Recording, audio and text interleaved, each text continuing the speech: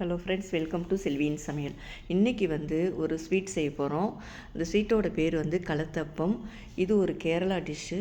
இதுக்கு பார்த்திங்கனாக்கா ஒரு கப்பு நம்ம பச்சரிசி எடுத்து நல்லா ஒரு 4 மணி நேரம் தண்ணியில் ஊற வச்சுருங்க.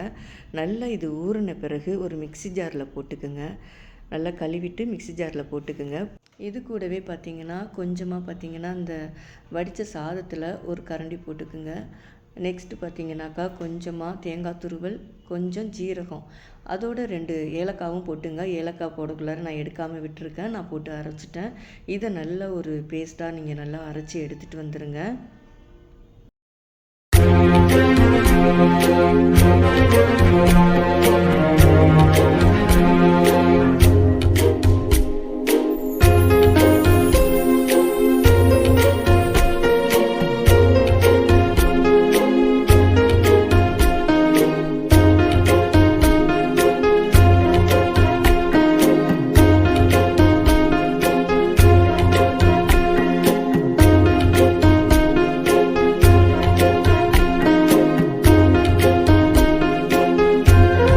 அளவுக்கு நைஸாக அரைச்சிடுங்க. கொஞ்சம் உப்பும் போட்டு அரைச்சிக்குங்க. அப்புறம் நமக்கு இது தேவையான அளவுக்கு வெல்லம் எடுத்துக்கலாம். நான் கொஞ்சம் கருப்பட்டி போட்டு பண்ணியிருக்கேன். இதை நல்லா அடுப்பில் வச்சு நல்லா தண்ணி ஆகிற அளவுக்கு நல்லா கொதிக்க விட்டுடுங்க. கொதித்த பிறகு இந்த அரைச்ச மாவில் இந்த வெல்லத்தை வடிகட்டி ஊற்றிடுங்க. இந்த வெள்ளை தண்ணி ஊற்றவுமே அந்த மாவு அந்த சூட்டுலேயே கொஞ்சம் வெந்தது மாரி வரும். இது நல்லா அப்புறம் கலக்கி கொடுத்துக்குங்க. கலக்கி கொடுத்துட்டு நெக்ஸ்ட்டு ஒரு குக்கர் வச்சுக்கோங்க. குக்கரில் பார்த்திங்கன்னா கொஞ்சமாக நெய் போடுங்க. நெய் போட்டுட்டு நம்ம தேங்காய் சில்லில் கொஞ்சம் பல்லாக கொஞ்சம் எடுத்து பாதி வச்சுக்கோங்க. கொஞ்சம் சின்ன வெங்காயம் கொஞ்சம் கட் பண்ணி பொடியாக நறுக்கி வச்சுக்கோங்க. இது ரெண்டையுமே நல்லா நெய் லைட்டாக சூடு வரவும் நீங்கள் ரெண்டையுமே ஒன்று ஒன்றா போட்டு நல்லா கருக விடுற அளவுக்கு நல்லா கருகி வரணும். அந்த அளவுக்கு பொன்னிறமாக ஆகிற அளவுக்கு நல்லா அதை கிண்டி விட்டுக்கிட்டே இருங்க.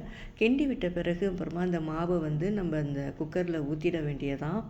ஊற்றிட்டு நல்லா ஒரு அரை மணி நேரம் நீங்கள் சிம்மிலேயே வச்சு கீழே ஒரு பிளேட்டு போட்டுக்குங்க. கீழே ஒரு பிளேட்டு போட்டுட்டு இதை சிம்மிலேயே வச்சு ஒரு அரை மணி நேரம் விட்டுடுங்க. அரை மணி நேரம் விட்ட பிறகு இப்போ நமக்கு சூப்பரான கலத்தப்பம் ரெடி ஆகிடும்.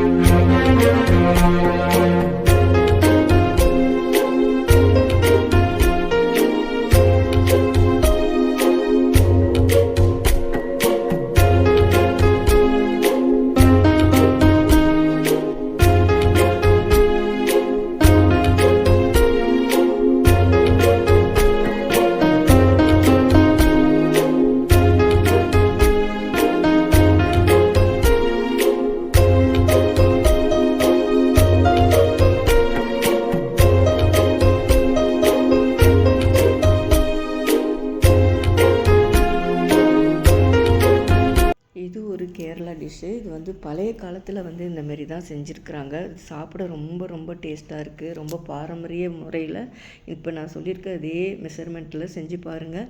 ரொம்ப நல்லா வருது. இந்த வீடியோ பிடிச்சிருந்தா என்னோடய சேனலுக்கு ஒரு லைக் கொடுங்க. என்னோடய சேனலை சப்ஸ்கிரைப் பண்ணிக்கிங்க. நெக்ஸ்ட்டு நம்ம ஒரு அடுத்த வீடியோவில் பார்ப்போம். நன்றி, வணக்கம்.